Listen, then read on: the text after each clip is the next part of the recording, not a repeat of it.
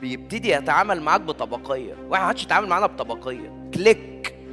العقارات دلوقتي بقت تهم ناس كتير، حتى الناس اللي ما كانتش بتتعامل في العقارات هي بقت بتتعامل وبتسمع ومهتمه، فالنسبه زادت.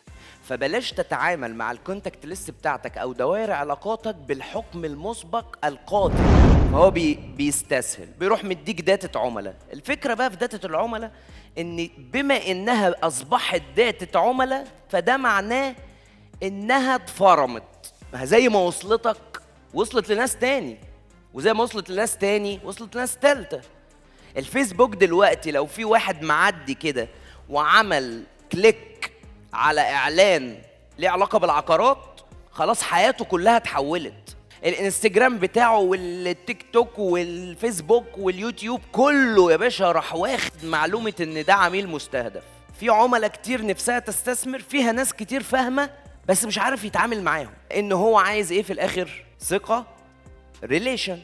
طب انت رايح بقى تبعد عن الحاجتين دول ليه وتروح تكلم الناس داتا العملاء اللي انت ما تعرفهاش؟ بدل ما تعمل انفايت جميلة سهلة ما فيهاش اي مشكلة، تعمل حاجة من اصعب الحاجات وهي الكولد كول.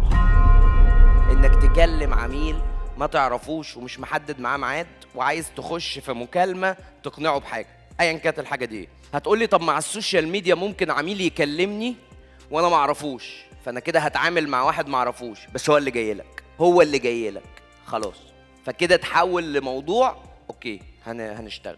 انما لما بتكلم عميل ما تعرفوش بيبتدي يتعامل معاك بطبقيه، واحد ما عادش يتعامل معانا بطبقيه. ما ينفعش ابقى انا راجل شغال في شغلانه البشوات، في بيزنس البشوات، واقابل كلمه تقلل مني، يبقى انا شغال غلط. فمن الاخر كده ما تسمحش باهانه، ما تسمحش باهانه اللي هو اتخانق في العميل لو قال لك حاجه، لا، خلي انت ماشي صح، انت اعمل خطواتك صح. انت بتكلم العميل وانت ما تعرفش هو في ايه. انت ممكن تكلم حد وهو في عزا، انت ممكن تكلم حد وهو لسه متخانق مع مديره، انت ممكن تكلم حد وهو حصل له مصيبه. فلازم تبقى بتستشف ده من قبل ما بتدخل في الموضوع. لازم ابقى بستشف ان الشخص اللي انا بكلمه ده ما ينفعش اقول له احنا بنبيع فيلل او شاليهات ب 20 مليون جنيه في المش عارف ايه. ما انا كده سمحت ليه انه يتريق عليا، او اللي انه يقول لي يا عم غتونه بقى. لو انت شغال صح مش هتعرض نفسك لاي اهانه.